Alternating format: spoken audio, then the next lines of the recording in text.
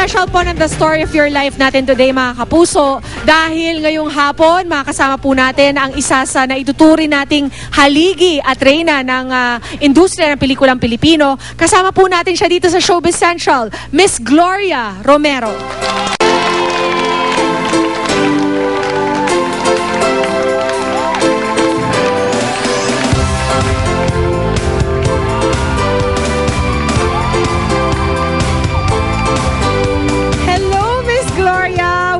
Honor it is to interview you. Ay! Akin na lang po ito, ha? Happy Mother's Day, Miss Gloria. Thank you. This is for you. This is our gift. No, just kidding. Ito po. Thank you. Welcome po to Showbiz Central and to the Kapuso Network. We're so excited to have you here. Ano po ba mga plano niyo for Mother's Day? Are you doing anything special with your daughter? Tonight, sana we were going out, the three of us. Kaya lang, I'm taping tonight. Ah, you're already taping? Yes. Okay. At, alam mo, Miss Gloria. Tita Gloria. Tita Gloria. Masyadong formally. You really had a glorious journey sa halos 60 years niyo po dito sa industriyang ito. At yan po ang una nating sisilipin sa The Story of Your Life. Panoorin po natin. Oh, where? Through the years, Gloria Romero has proven herself to be one of the most enduring stars in the Philippine movie industry. Sino nga ba ang mag-aakala na ang dating pa-extra-extra lang na si Gloria Galia mula sa Pangasinan ay magiging isa sa pinakamalalaking bituin ng Sampaguita Pictures noong 1950s? So, nung nakita ni Dr. Perez yung potential niya, talagang binild up siya. Siguro wala pang 6 months to 1 year, tanyag na si Gloria eh.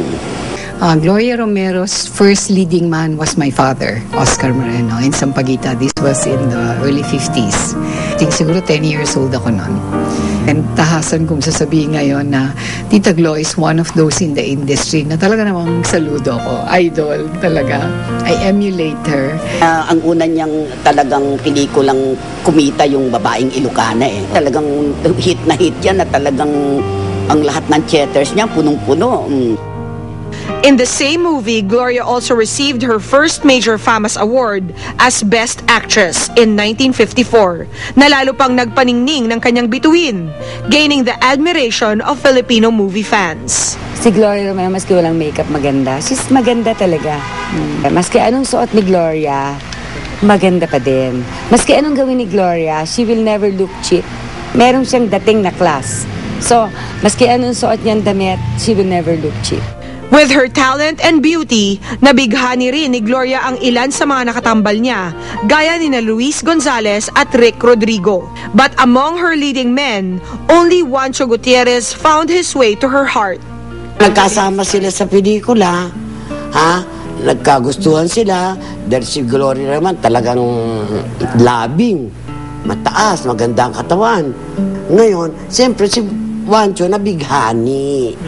O nung nabighani, yun, para siyang ibon, liligaw-ligaw, ligid-ligid, yun. At tapos kinasal sila.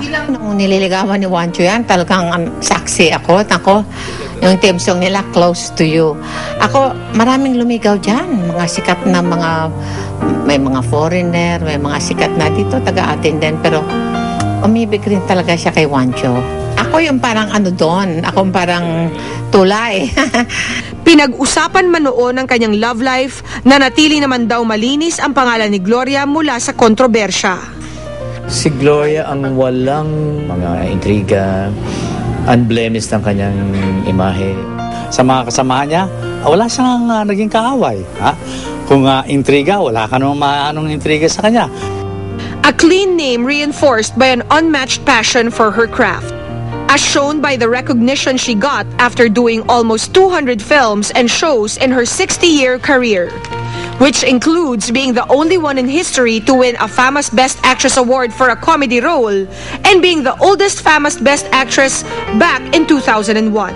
But anybody who works with Gloria Romero will know how a professional works, how wonderful she is to work with.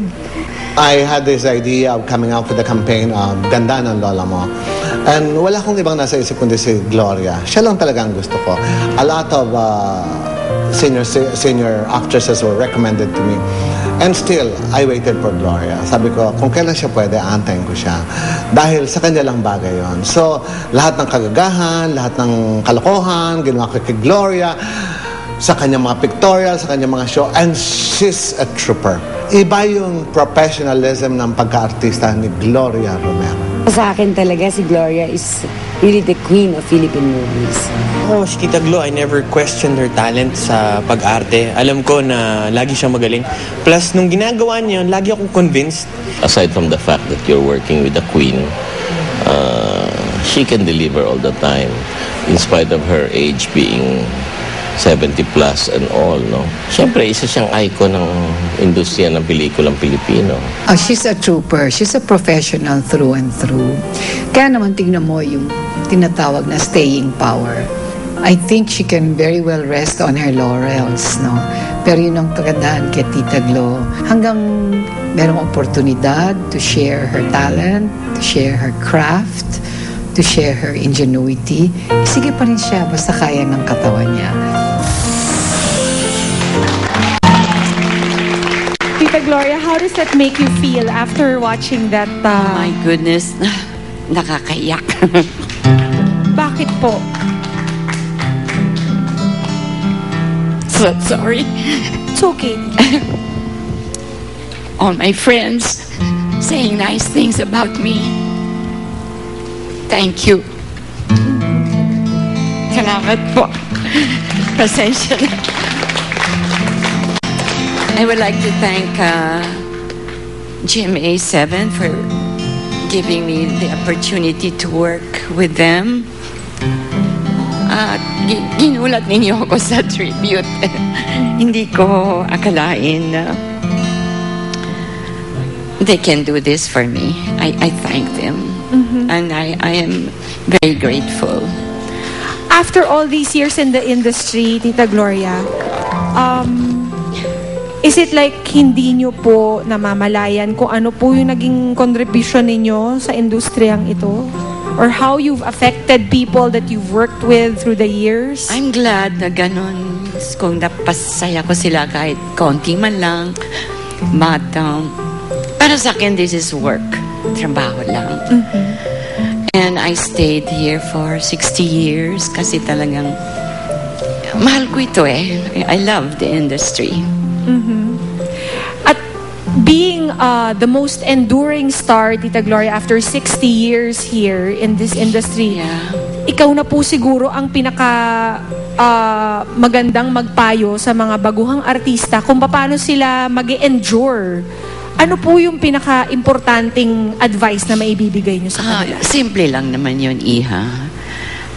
Kung gusto mo itong trabahong ito, hindi lang naman dahil artista ka. And any kind of job na pasukan mo, you have to love it.